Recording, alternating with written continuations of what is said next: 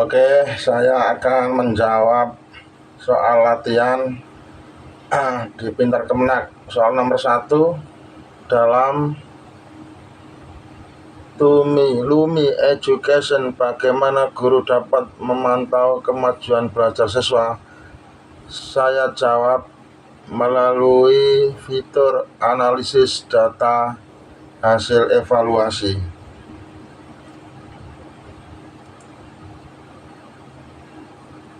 Oke, kita lanjut. Soal nomor 2, penggunaan teknologi dalam smart learning mendukung siswa untuk, saya jawab, mengembangkan kemampuan berpikir kritis.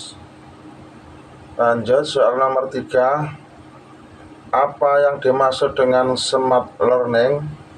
Saya jawab, penggunaan teknologi untuk membuat pembelajaran lebih efektif dan efisien. Saya lanjut soal nomor 4.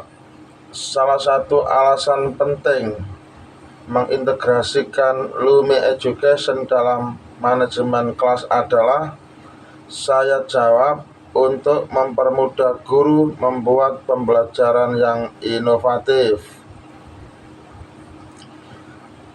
Oke, saya lanjut soal nomor 5. Fitur Lumi Education yang dapat digunakan untuk membuat pembelajaran interaktif adalah, saya jawab, pembuatan kuis interaktif. Oke, soal nomor 6. Apa fitur utama Lumi Education yang mendukung manajemen kelas? Saya jawab, dashboard laporan kemajuan siswa. Kita lanjut soal nomor 7. Apa manfaat menggunakan kuis dalam Lumi Education? Oke, saya jawab, mengukur pemahaman siswa secara instan. Dan soal nomor 8, bagaimana Lumi Education mendukung pengelolaan waktu dalam manajemen kelas? Saya jawab, dengan membuat jadwal interaktif untuk pembelajaran. Soal nomor 9, dalam manajemen kelas berbasis Lumi Education, umpan balik dapat diberikan melalui, saya jawab, pesan langsung dalam aplikasi.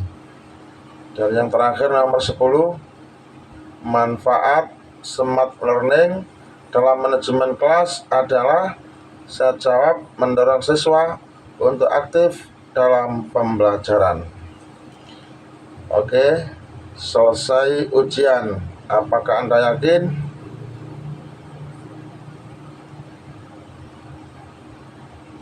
Ya, saya yakin. Dan alhamdulillah sukses, dapat nilai 100. Mantap, tetap semangat, jangan menyerah, apalagi putus asa.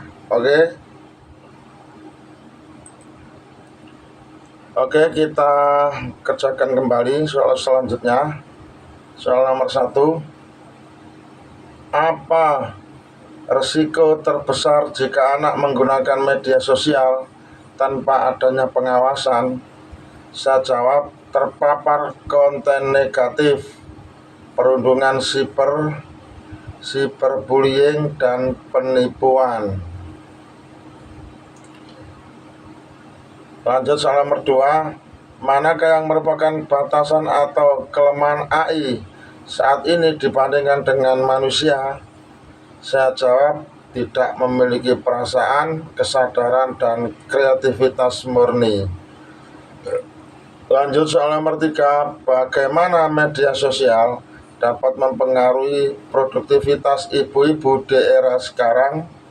Saya jawab, ya, sangat bisa, baik untuk berkarya maupun mendapatkan penghasilan.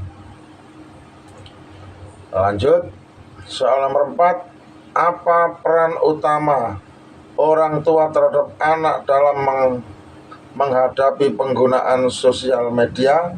Saya jawab, waspada dan mendampingi agar anak tidak terjerumus ke dalam hal yang buruk.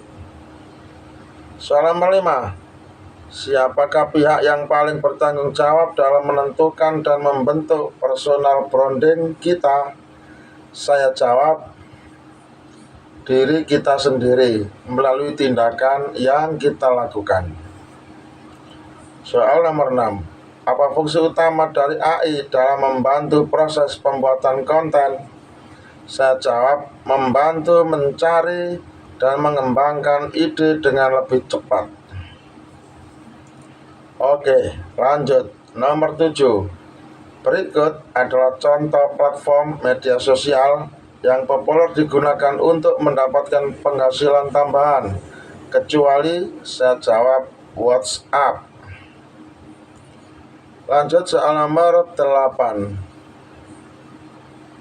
Apa tindakan pertama yang seharusnya Anda lakukan saat mendapat sebuah informasi baru yang belum pasti kebenarannya? Saya jawab, cek and recheck terlebih dahulu. Jangan langsung menyebarkannya.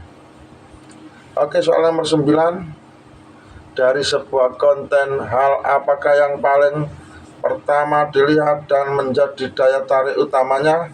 Saya jawab, ide atau gagasan utamanya. Dan yang terakhir soal nomor 10.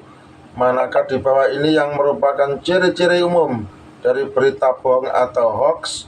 Saya jawab, judul yang proaktif, tidak ada sumber yang jelas, dan meminta untuk disebarkan. Oke, saya kira demikian. Sudah saya kerjakan dan selesai ujian. Apakah Anda yakin? Ya, saya yakin. Dan alhamdulillah sukses, dapat nilai 100. Semoga bermanfaat. Tetap semangat, jangan menyerah, apalagi putus asa. Dan wassalam.